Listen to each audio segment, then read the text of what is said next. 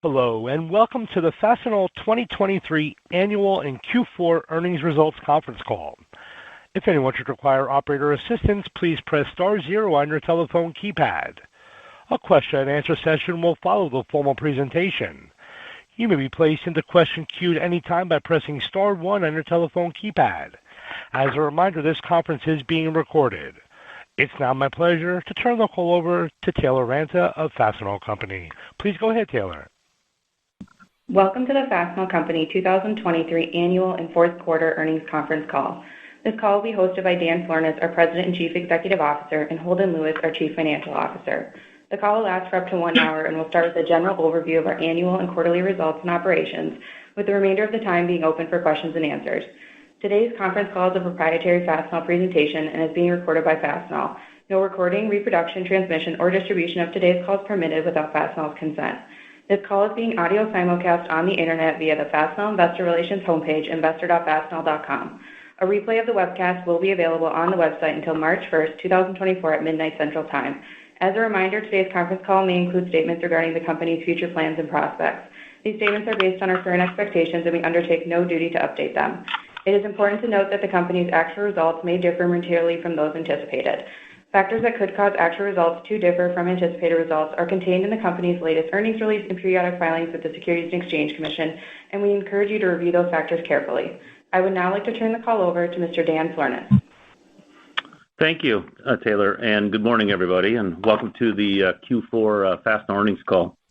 I'm going to go right to the flip book, and on page 3, we have a handful of slides here. And so 2023 has seen two struggles in our organization.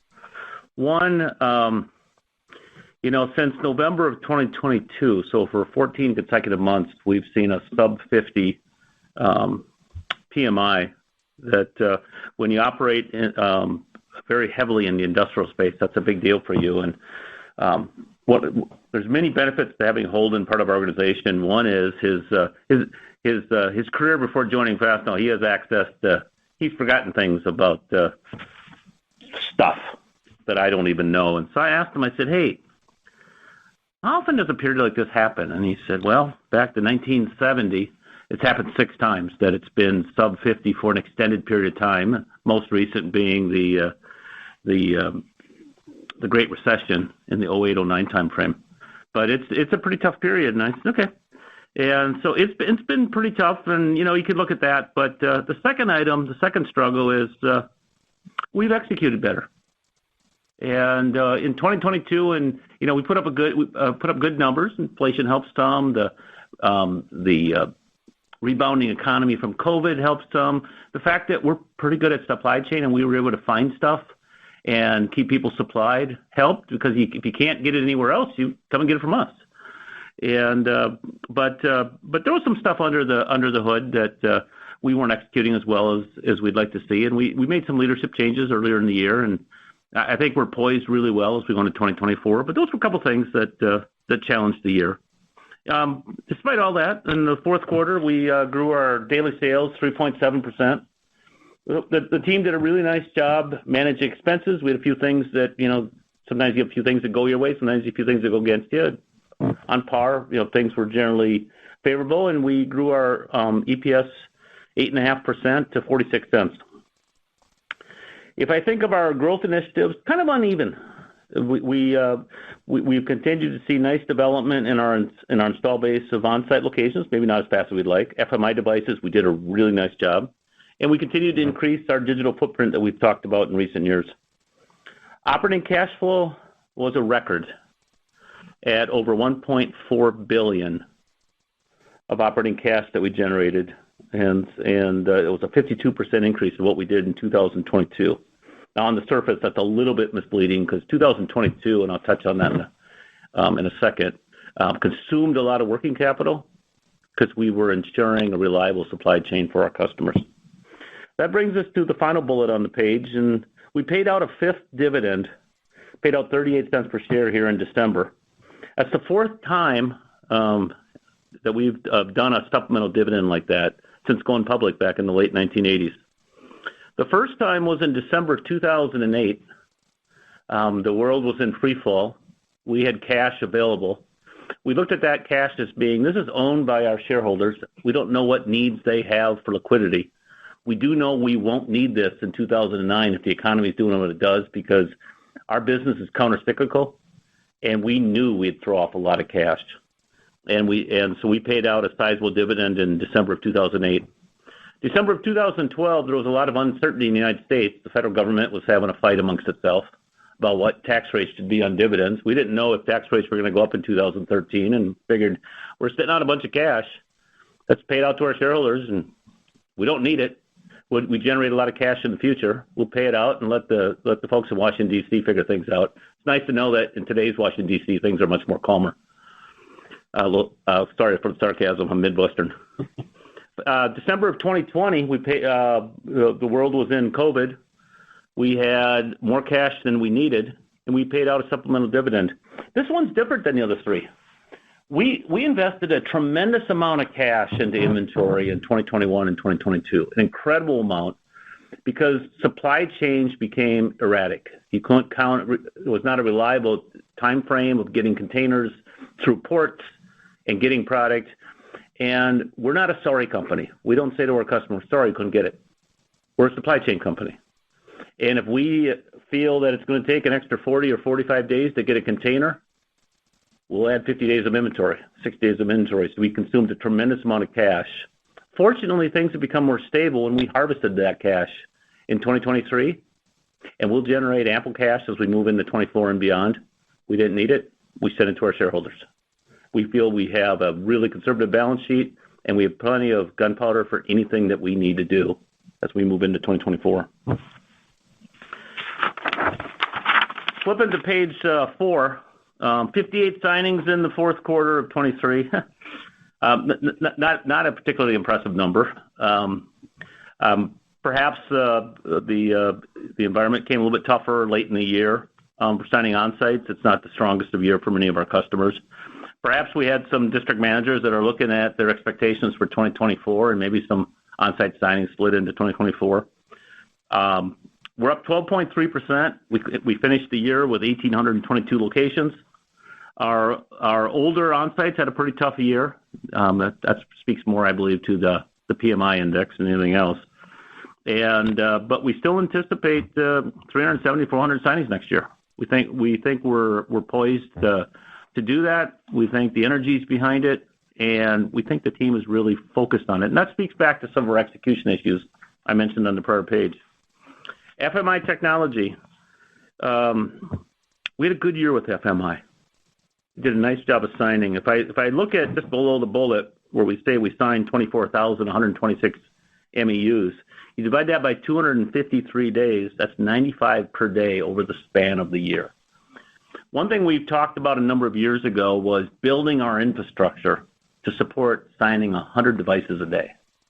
And that was a long way away from what we were doing at the time, but that was kind of the number we had in our head. And I'm pleased to say the team has essentially gotten there, and it came in at 95 per day for the year. Our intention for next year is to sign 28,000. It's a big number. I believe the team is up to it. E-commerce continues to grow well. A lot of that, obviously, we're not growing 28%. So a lot of that is customers are changing how they engage with us, and we're not unique to that. And so I believe e-commerce as a percentage of our business is about 25% of sales now. If I go back not too many years ago, it was 5% of sales. So it continues to grow. And then finally, our digital footprint. That's where we engage electronically with our customer. It might be we deploy FMI, so a vending device, a bin with technology embedded, a mobility scanned bin, whatever it might be, but we engage with our customer, and then we add the e-commerce on top of that, remove the double counting. And in January of 2020, that was 36% of sales. A year later, it was 38. A year later, it was 46. A year later, it was 53. And now we ended this year at 58, 59 type of neighborhood. Flipping to page 5, this is the last time you're going to see this chart. We started it a number of years ago. You know, back in so we have about 3,419 in-market locations. It's up 3.5% from where we were a year ago. Back in 2015, about 9% of our in-market locations were what we call an on-site. Now, an on-site might be we're physically inside the customer's facility. We are operating in a facility down the street from the customer that's dedicated to that customer. We might be operating a facility that's in the back of a branch because the customer doesn't have enough room for us to put everything in there, and we only put some stuff in there, and we backfill. Our back room is the back of the branch. But it's where we engage in a discrete business with a customer, and it ramps up our ability to grow. As we really looked at this as being not just something that had happened once or twice back in the 90s. And the first one was, frankly, we couldn't find a building to rent in town, and the customer said, I have some room, and we moved in. So it was more of born out of necessity. But as we realized this was really a business model that could help us grow, it prompted us to revisit our branch network. And so we peaked out in 2013. At that point in time, we estimated we were within a 30-minute drive of 95% of the manufacturing base in the United States with our 2,600 or so stores or branches, and that included our U.S. and Canadian network. But we looked at it and said, if we pulled that back a bit, because some of business that would be in a branch is going to be in on-sites over time, what would it look like? And we settled on a number of about 1,450. At 1,450 locations, that 95% penetrate access to the manufacturing base drops to about 93.5. And we know if there's customers that are outside that 30-minute window and they're on-site customers, the fact that our branch is 45 minutes away doesn't matter. So we saw this as the right density. And I'll use some, I'm always, one beauty about being an organic grower of the years, and all of our systems are one system. You have access to a tremendous amount of information. And I did a look at our oldest 4 states in the company. And if I go back to 2007, in Minnesota, Iowa, Wisconsin, and Illinois, we did just under $400 million in revenue. It was about 19% of our sales. We had 236 branch locations in those 4 states. We had 20 on-sites. In the next decade, those 4 states, we grew our CAGR was about 5.7% a year. And as you can appreciate, it's a nicely profitable business. It's above the company average by a few hundred basis points. And about 18% of our revenue was on-site. Since 2013, we've closed a bunch of locations, but we've opened a bunch of on-sites. In fact, we've gone from we peaked out at 263 branches. Currently, we have 191, so we're down about 30% from our peak. Our on-site count today is 221, so we have more on-sites than we have branches. In the last, since 2017, that area has a CAGR of not 5.7, it has a CAGR of 8.2. So we took an old, mature, profitable part of the Fastenal business and grew it faster. Today it's about a $1.1 billion business, and it's about 15% of our sales. And about 46% of our sales run through an on-site. Sorry for taking us down memory lane there, but thought I'd give a little insight on why we're excited about the rationalization of the branch network and the on-site and the potential to expand our ability to grow. With that, I'll turn it over to Holden. Great. Thank you, Dan. Good morning, everybody. I'm going to start on slide 6. Total and daily sales in the fourth quarter of 2023 were up 3.7%. The quarter finished stronger, with daily sales in December being up 5.3% and outperforming historical sequential patterns. Much of this strength relates to our warehousing end market, which represents sales into the fulfillment centers of retail-oriented customers. This end market has grown significantly for us since the pandemic, helping to diversify our end market exposure and representing 3 to 4% of sales in 2023. It also grew 45% in the fourth quarter and roughly 60% in December. So strength in this end market was a significant contributor to the performance of our other end markets and our safety products categories in the period. Now, if you remove warehousing, our sales results continue to reflect sluggish demand. For example, our manufacturing end market continues to grow, but at moderating rates, while our fastener product line experienced contraction in MRO and, for the first time this cycle, OEM products. Trends in these markets and product categories tend to be more reflective of cyclical trends, and are being impacted by PMI readings that remain sub 50 and soft industrial production, particularly for key components such as fabricated metals and machinery. This setting is matched by muted feedback from regional leadership. But if conditions didn't get better in the fourth quarter of 23, they didn't get worse either. If we adjust warehousing out of our November and December daily sales rates, then the months would still have been very slightly ahead of normal sequentials. As was the case in the third quarter of 2023, pricing was consistent and positive and within a typical range of 0 to 2%, with modest deflation within our fastener line. With the usual caveat that our forward vision is limited, we are constructive about 2024 with easier comparisons, channel inventories being in good shape, and generally favorable customer outlooks from regional leadership. Entering the year, though, business activity remains subdued. Now to slide 7. Operating margin in the fourth quarter of 2023 was 20.1%, up 50 basis points year to year, and achieving a 33% incremental margin. We view this as solid execution against the backdrop of soft growth and low seasonal volumes. Gross margin in the fourth quarter of 2023 was 45.5%, up 20 basis points from the year-ago period. We had year-over-year margin drag from product and customer mix, though the effect did moderate sequentially. This was offset by slightly higher fastener product margins and freight margins, though the impact of the latter moderated meaningfully from the prior quarter, and we had slightly positive price cost. Our view of price cost is unchanged from what we described in the third quarter of 2023. It does not reflect any incremental pricing actions in the most recent quarter, but rather the recapture of the negative price cost that we had discussed in the fourth quarter of 2022. Our objective remains to be price cost neutral over time.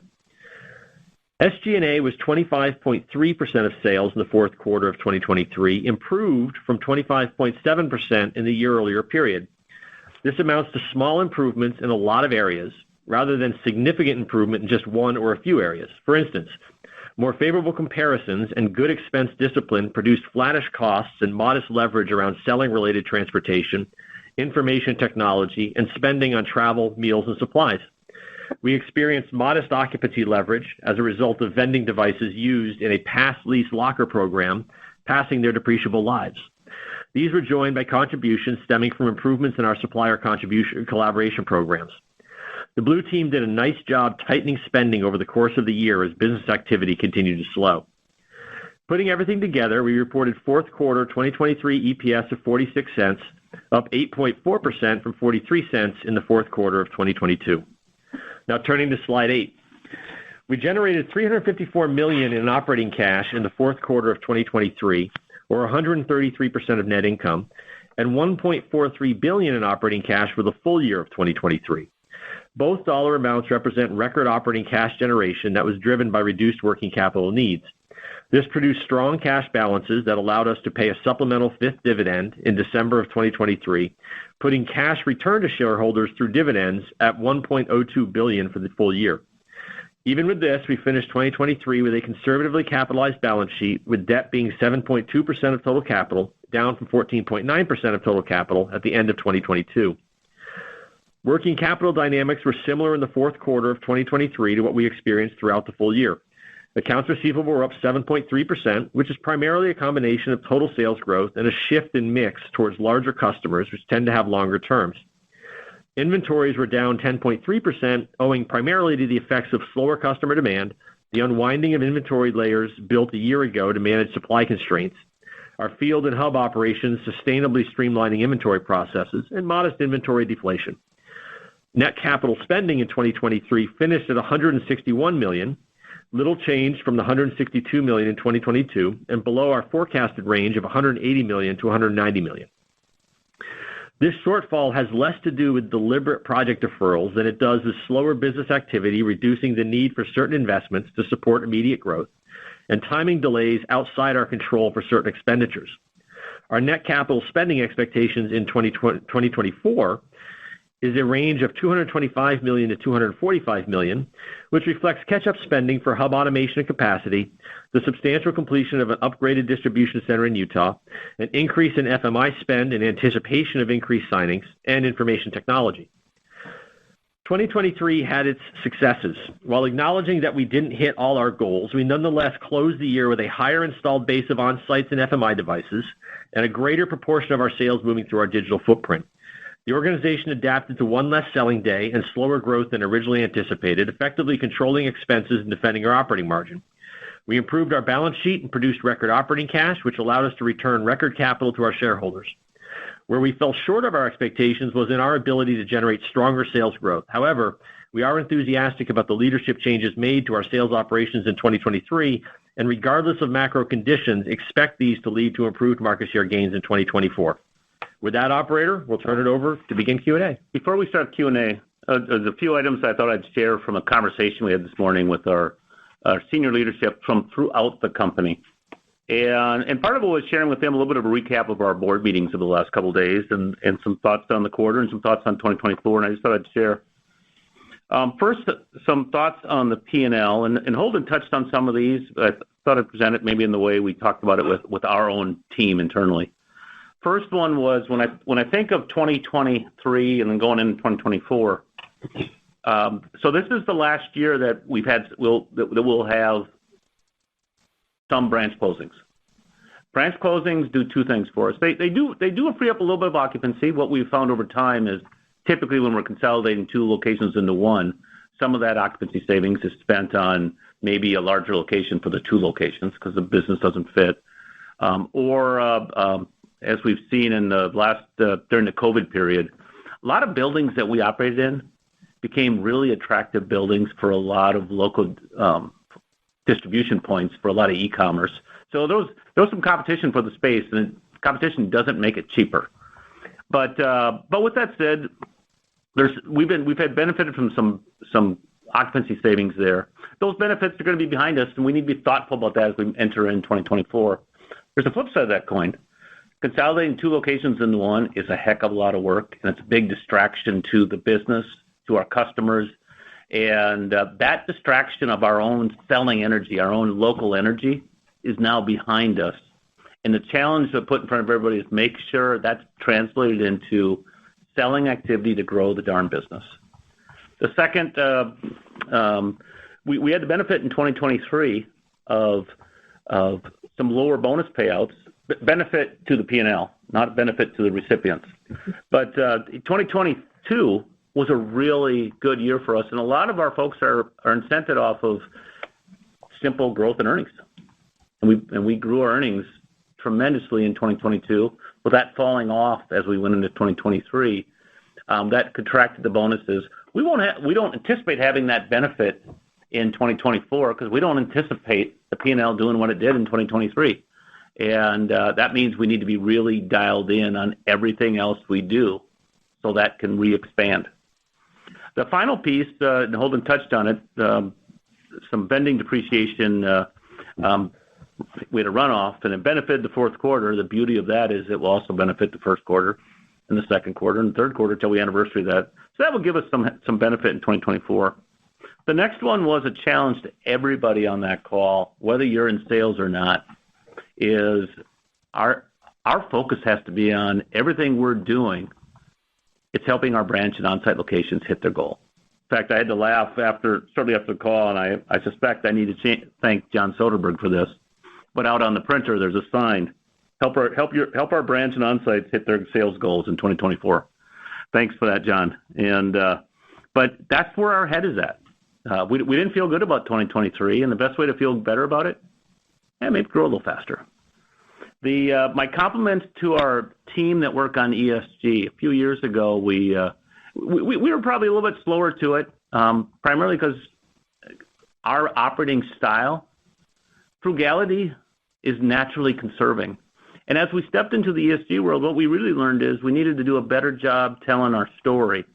And I've been pleased to say that while we've maybe formalized up some of our public-facing policies and things like that, most of the efforts we put into it is understanding what we do. It's a lot of work, quantifying some things that we do, but really telling a better story. And here in January, I'm pleased to say, for those of you familiar with EcoVadis, that's a rating agency per se for ESG. We had a bronze in the past. here in January. We were upgraded. We now hold a silver in EcoVadis.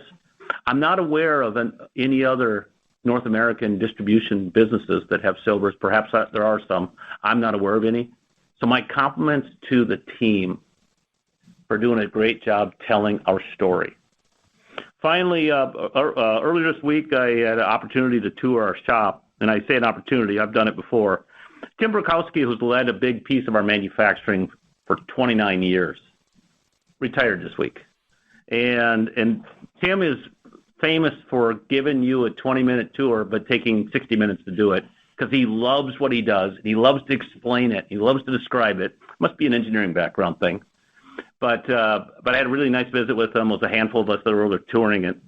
And one challenge I put out to our regional leadership today is I said, during COVID, we wore them out with virtual tours.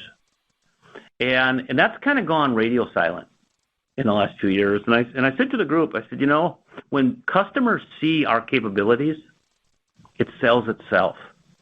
We have 1,822 on-sites. We plan to sign, close to 400 in the next 12 months.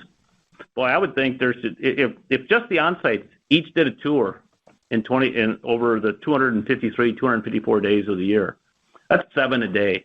Let's wear them out. And because right now our own internal manufacturing capabilities represents between 9 and 10% of our fastener sales. We're really quite good at it. And when customers see that makes us special in their eyes. With that, I'm going to shut up and open it up for Q&A. Thank you. We'll now be conducting a question-and-answer session. If you'd like to be placed into question queue, please press star 1 on your telephone keypad. A confirmation tone will indicate your line is in the question queue. You may press star 2 if you'd like to remove your question from the queue. For participants using speaker equipment, it may be necessary to pick up your handset before pressing star 1, and we ask that you please ask one question, one follow-up, then return to the queue. Our first question today is coming from Michael Hoffman from Stifel. Your line is now live. Hi, thank you very much. So one of the things about looking at data, inventories less orders would suggest PMI should be over 50. So when you look into your end markets, can you see pockets where this is starting to validate that thesis? For the most part, no. The feedback from the regional leadership has been fairly consistent through much of the year, much of the back half of the year, which is that our customers remain cautious. They remain fairly tight with their spending. I will say that I think that when I ask the leadership about what their customers are saying about 2024, I would say that the forward-looking statements are probably, on balance, more optimistic than the current statements. I also suspect that's always true. But if I look at the markets that are sort of shared with me through regional leadership in general, I don't think there's been much of a change over the past 3 to 6 months. Okay. And then you all have consistently talked about sort of prices 0 to 2, market shares 5% or better. We've had a little bit of metals inflation at the end of the year. Do we trend to the higher end of that 0 to 2? And then where's your confidence about 5 or better? Share. Yeah, in terms of inflation, I mean, we keep track of various steel indices. I would say that sort of the Chinese and Taiwanese industries are probably more relevant to us than, say, the U.S. or European ones are. And in general, yeah, there's been some wiggle and some movement, but if you take the longer view, that wiggle and movement is kind of within the context of I think, fairly stable steel pricing over the last 6 to 12 months. So I haven't heard anything suggesting that we believe that steel pricing is a catalyst to incremental price increases going forward. The other thing to remember, Michael, is when you think about the total value of a fastener, only about, I believe, 30% of that is actually in the raw material itself. By the time you sort of wrap onto it the cost of transportation and various other elements of value add. Processing. Yeah, processing. It's just not a huge piece. So I'm not hearing anything to suggest that the environment is moving back to an inflationary one, with possibly one exception. I think that there's been a lot of global conflict around the Suez Canal. I hear a lot about very little water in the Panama Canal. and we are beginning to see shipping costs start to tick up again. I don't know how durable that'll be. I don't know how far that'll go. It's not creating any actions today, but that is something that we're watching fairly closely. One thing that was an interesting update we had this week, our head of transportation, we've done a lot of work over the last several years to improve our own ability to track product. So if I'm in a branch, I can pull up a screen now, and if I'm looking for some product, I can look at it and say, oh, the truck that's bringing that is in the middle of Nebraska, and it's going to be here in 30 minutes, it'll be here in 3 hours, or it might be on a container. And we've gotten to the point now where we're tracking it, where we're seeing it at the container level. So he pulled up a screen the other day, and the number of dots you saw on the map that went around the southern tip of Africa were meaningful, and I didn't see any dots that went through the Suez Canal on the product we were moving. And that just was a snapshot at that point in time in the information. Yeah, so something to watch. And then as it relates to market share, this year has been unusual in that we didn't achieve market share at the levels we expect of ourselves. I don't think it reflects a change in our cultural attitude. We think that ultimately gaining market share is what we're here to do. Structurally, we still have the tools to be able to do it. And I think we made changes to our approach and our leadership in the past 6 to 8 months, which have us very enthusiastic that that we're going to kick that market share machine back up in 2024. So thank you very much. We expect it of ourselves. Let me put it that way. Thank you. Our next question today is coming from David Manthey from Baird. Your line is now live. Hey, guys. Good morning. Good day. Morning. First question, I did want to ask you about these shipping containers. Clearly we've seen an uptick, but is it primarily, or is it focused on those containers that are coming through the Red Sea or Panama Canal, or is there any impact that rolls over on those containers coming directly from Asia to California, say? Just thinking about where your main exposures are and how we should think about that if it does extend. Yeah, I think you may have caught me with a question that's more granular than I studied, to be honest. What I can tell you is we've seen an uptick in recent weeks, a meaningful uptick in the cost of a container. How that looks route by route, I don't know. Yeah, a lot of our product, Dave, does come in through the West Coast. Yeah. In recent years, as our volumes have grown, we have more containers that we'd bring into the East Coast, so bringing it into our North Carolina facility, our Atlanta facility, because when you're bringing full containers in. But historically, a lot of our product comes in through the West Coast. Yeah, and I think this is probably some speculation, but I would say the disruption moving from China to the West Coast ports is less than things moving the other direction. But if the existing capacity is going to be consumed on trips for a longer period of time, that's going to stress the entire global network, which is going to impact ultimately our costs as well. And that's what we've begun to see. Again, it's very early. We don't know how this plays out, but it's something we're watching. Yeah, fair enough. And then second, on via our channel work, we've been hearing about some suppliers cutting the number of distributors they deal with directly.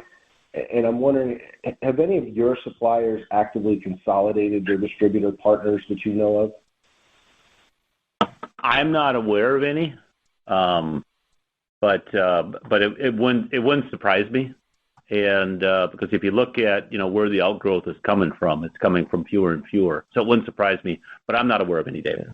And I would say that over time, so I can't speak to, I don't know what period of time you're hearing about. It sounds like it's probably more recent. Over time, you have seen gradual consolidation just in terms of who we spend with and engage with. It's an extensive list, but obviously, you have tiers.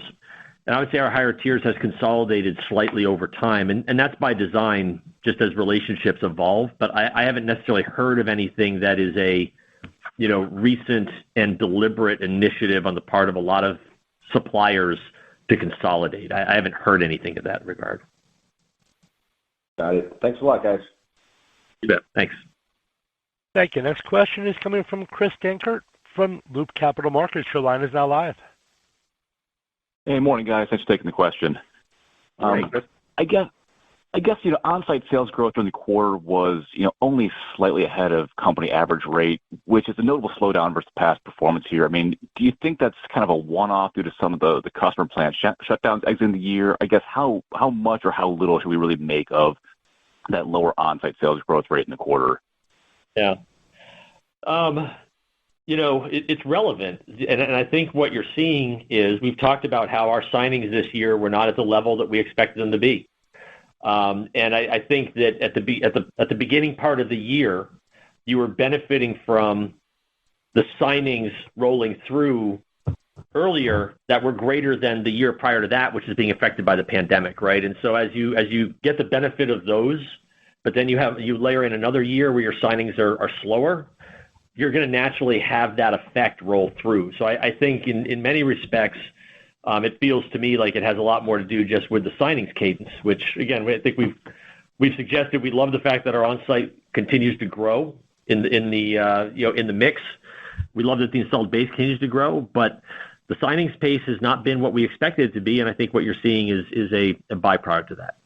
One thing I think I've shared in prior calls, I have conversations with all of our district managers throughout the course of the year, and one thing that I've seen that's changed is our average DM has the opportunity for about 60 on-sites.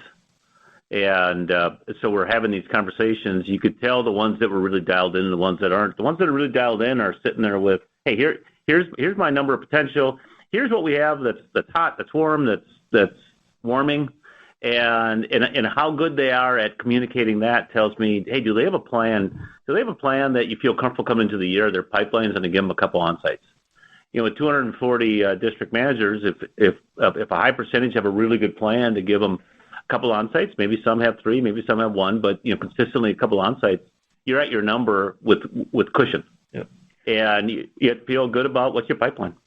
I might also say, Dan started off his comments talking about how the year was marked by 2 things. One was difficult markets, the other was execution. I think I described the part of it that was the execution. The other thing to think about is if you look at where industrial production has weakened, it's really weakened in sort of the machinery and fabricated metals parts of the industrial production spectrum. And those are areas that are relevant to us as a company, but they're particularly relevant, extremely relevant in that on-site world. And what we saw in the fourth quarter, to give you a sense, is all year we've had a fairly significant gap between OEM fastener growth and MRO fastener contraction, which is a reflection of the on-sites coming on. In the fourth quarter, that gap narrowed appreciably. And I think what you're also seeing is simply the relative weakness in the machinery and fab metals is having a disproportionate impact on areas that disproportionately impact the on-sites. And so I think, again, it's the combination of market and our own execution. Got it. That's really helpful color. Thank you. And I guess maybe just touching on that last point, as those growth drivers impact gross margin, we saw, mix was better this quarter. If these current trends hold, I guess I would assume kind of the same story for 24. I guess how do we think about the impact of mix on gross margin in this year, kind of as you see it today? Yeah.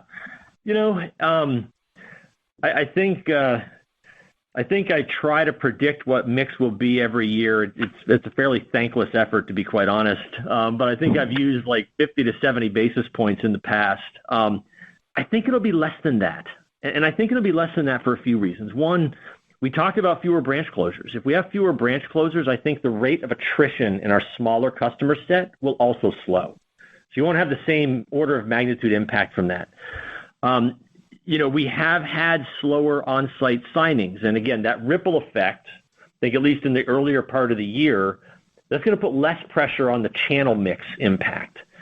I would also point out that over the balance of this year, you've had a dramatic difference in growth between fasteners and non-fasteners.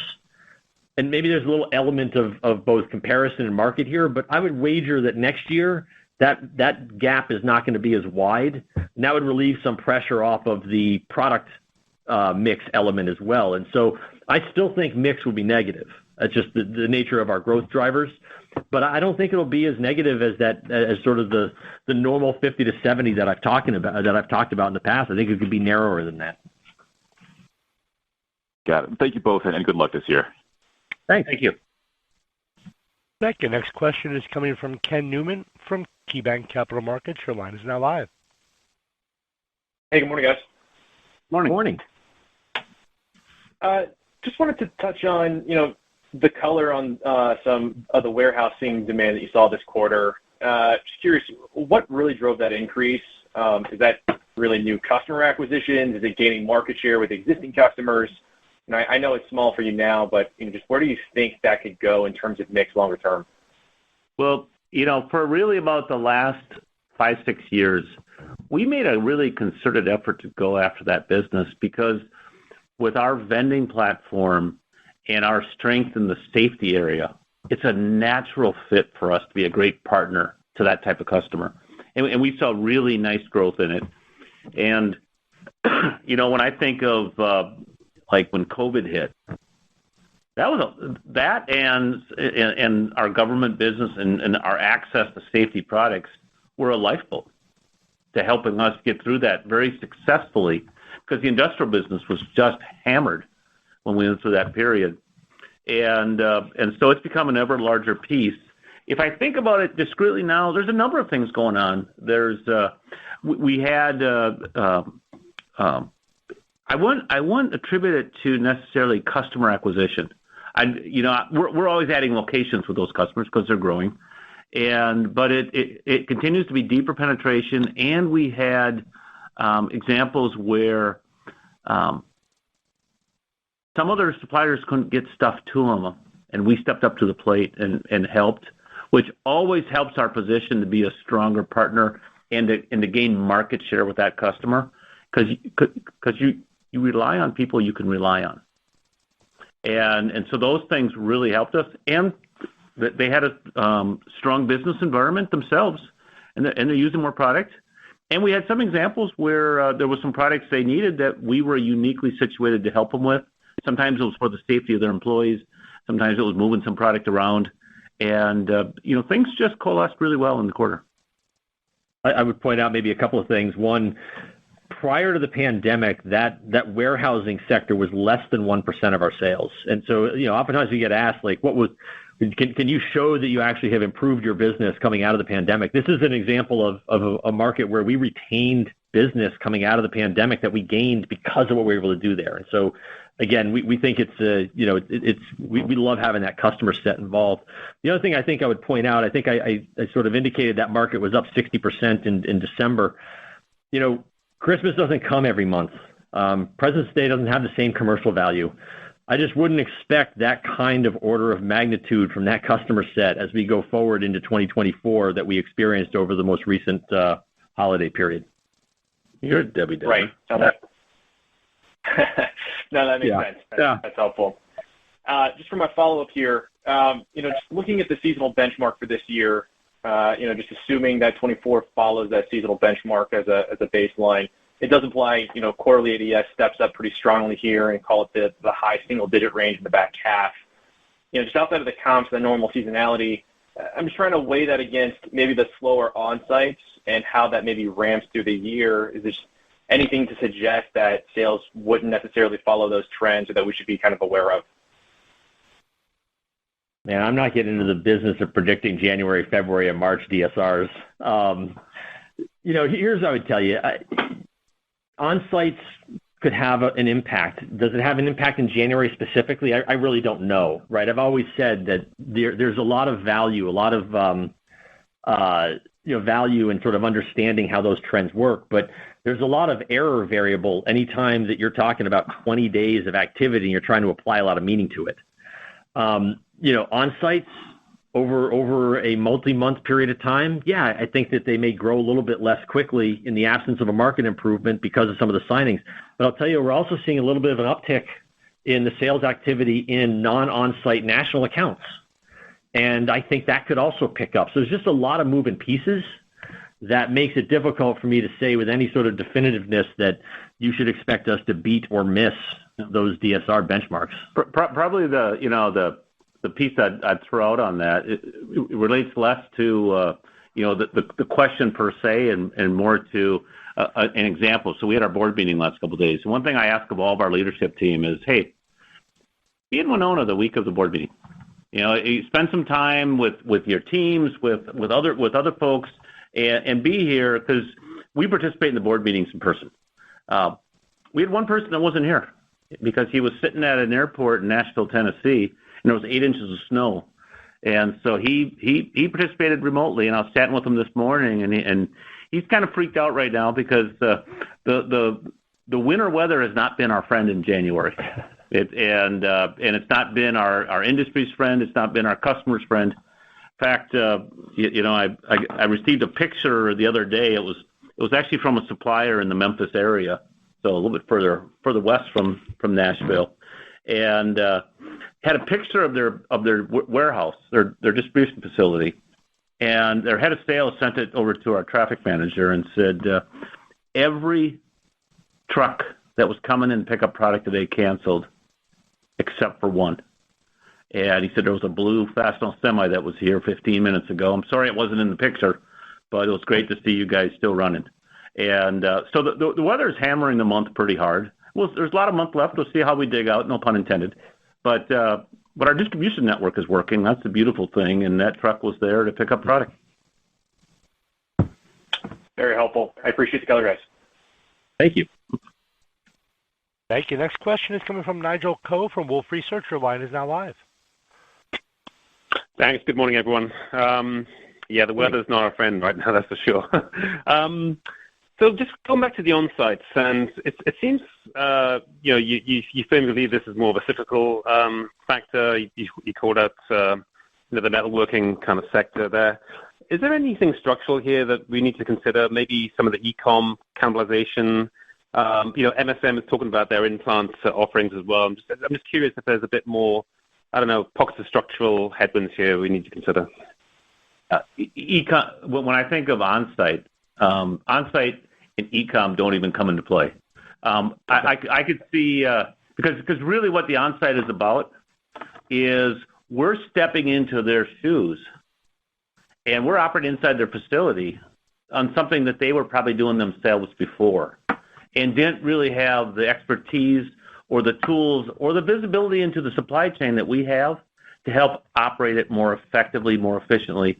And then we arm that on-site with all the tools we have in place, whether it be vending machines or technology-embedded bins or areas where we're scanning. It's just a much more efficient way to operate. And that's about logistics as much as it is ordering, because quite frankly, when we're there on on-site, anything that's going through FMI, and FMI is a high percentage of on-site, anything going through FMI, the customer isn't even really ordering it. And so e-commerce really isn't a thing there. E-commerce is probably a bigger thing with smaller customers, because oftentimes smaller customers buy, and sometimes the way you and I do. I buy a lot of stuff online. The other part it can play into is, and we saw this really in 2020, a market change in activity, in that when all of a sudden people started working more remotely, you're ordering more things electronically than maybe you were before, because if we're delivering product, we're in the facility, they might catch us and order some stuff. They might phone us, and people tend to phone less when they're at home. They tend to do more things on their computer. At least that's what we're seeing. And I would say as well, Nigel, I'm not sure I would agree with the underlying premise that there's some competition between on-sites and e-commerce. I mean, the reality is, if we look at our e-commerce business, which, remember, it's an aggregation of EDI and web sales and a variety of different ways that we engage digitally. Roughly 50% of our e-commerce sales are going through on-sites. So it winds. I don't believe that there is a one sort of channel approach by the customer set. I think the customer sets the customers are looking for a range of solutions to solve different issues, and I don't think that they're in conflict. But a high percentage of that e-commerce you're talking about is EDI?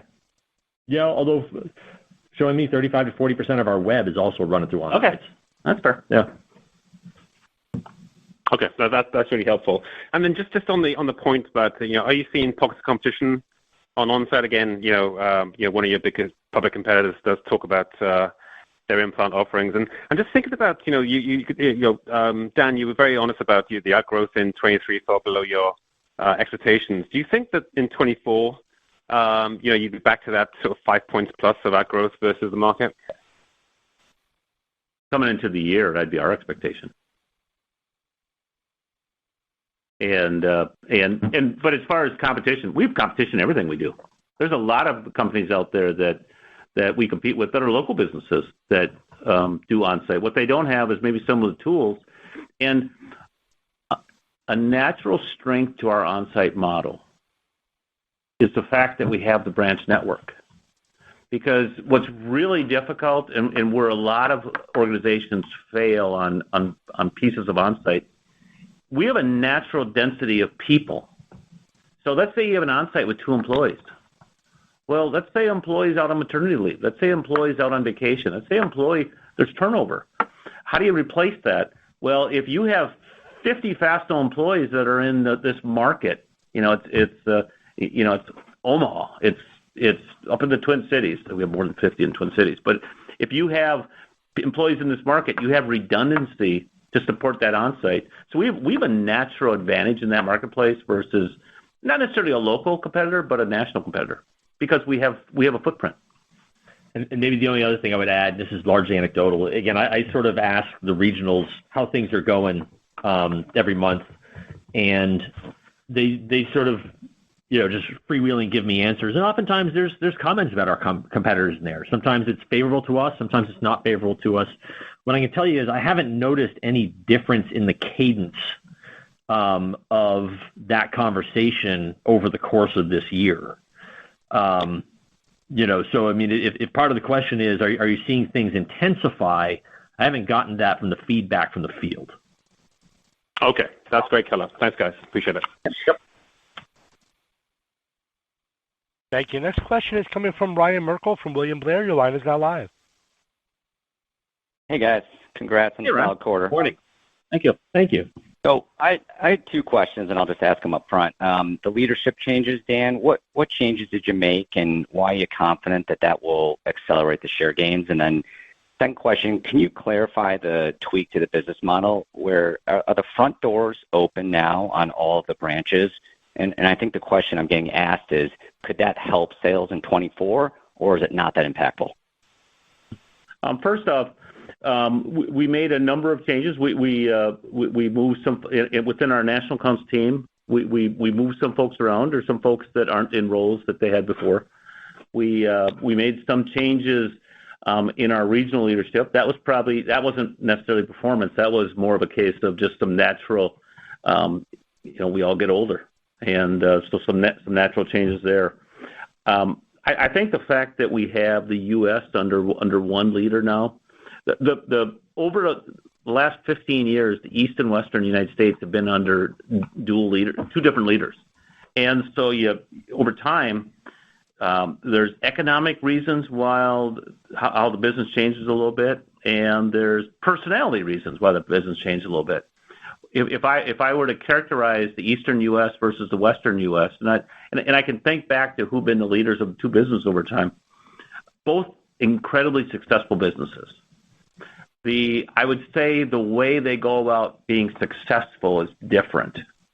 If I think of the Western U.S., I think of a business that they were groundbreaking early on in on-sites, and particularly in the Midwestern part of the Western U.S., because it was a more mature business and we needed to figure out ways to keep growing.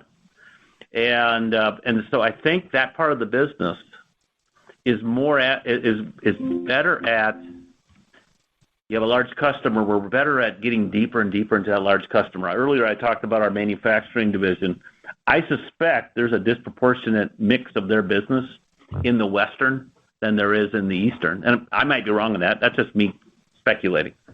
If I think of the Eastern, there's nobody better at hunting, going out and finding new customers and growing their business than our Eastern business unit. And again, it emanates from the leaders there's been over time. It also emanates from the industrial activity over time.